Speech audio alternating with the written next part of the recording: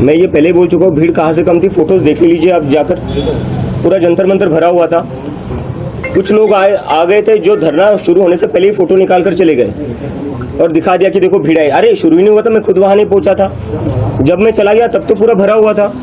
और किस को पाकिस्तानी कहोगे आप? स्टूडेंट्स को पाकिस्तानी कहोगे, मुझे पाकिस्तानी कहोगे, अपोजिशन को पाकिस्तानी कहोगे, आप जैसे पत्रकारों को पाकिस्तानी कहेंगे जो सरकार से सवाल पूछते हैं। तो भारतीय है कौन, इंडियन है कौन? बस IT सेल वाले। क्या लगा रखा है इस देश में?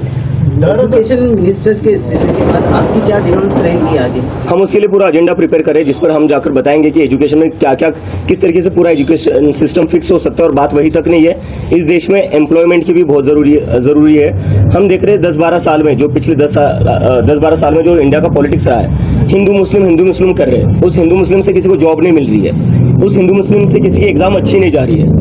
तो वो सारा फोकस बदलना पड़ेगा, सरकार का जो प्रायोरिटी वो बदलना पड़ेगा, फोकस बदलना पड़ेगा।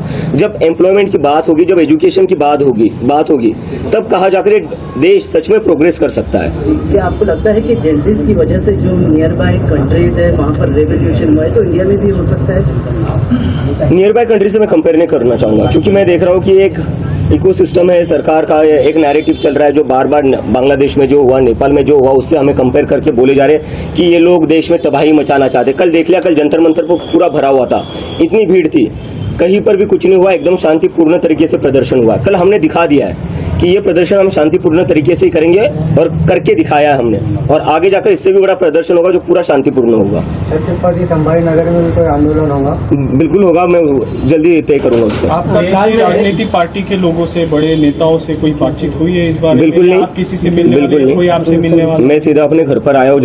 एयरपोर्ट से मैं गया जंतर मंतर से मैं गया एयरपोर्ट, मुंबई लैंड हुआ, सुबह यहाँ पहुंचा, सुबह बाय रोड में यहाँ पहुंचा।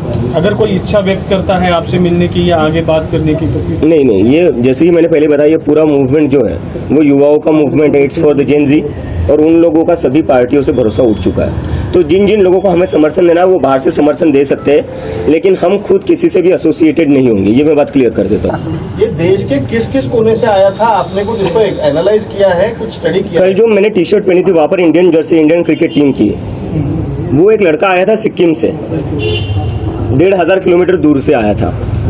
एक लड़का आया था केरला से, वो भी बोल रहा था सर मैं केरला से आया हूँ, बहुत दूर से आया हूँ, आपसे बस 2 मिनट बात करनी थी, तो मैंने बात कर ली उससे। कुछ लोग आए थे उड़ीसा से, कुछ लोग आए थे बंगाल से, राजस्थान से लोग थे, गुजरात से लोग थे, महाराष्ट्र से, तो मतलब पूरी टीम में मेरे जितने भी दोस्त थे पुराने, वो सारे वहाँ पर ही थे। तो पूरे देश भर से लोग आए थे।